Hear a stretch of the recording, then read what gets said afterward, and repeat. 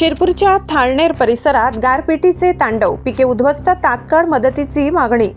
धुळे जिल्हा शिरपूर तालुक्यातील थाळनेर परिसरात निसर्गाचा मोठा कोप पाहायला मिळाला। अचानक झालेल्या प्रचंड गारपिटीमुळे परिसरातील शेतीचे अतोनात नुकसान झाले असून बळीराजा पूर्णपणे कोलमडलाय।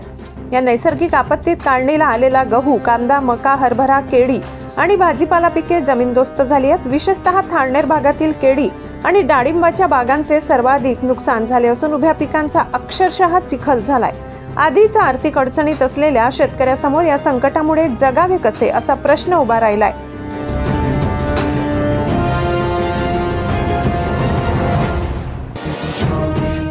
धुळे जिल्हा प्रतिनिधी संतोष अमृतसागर।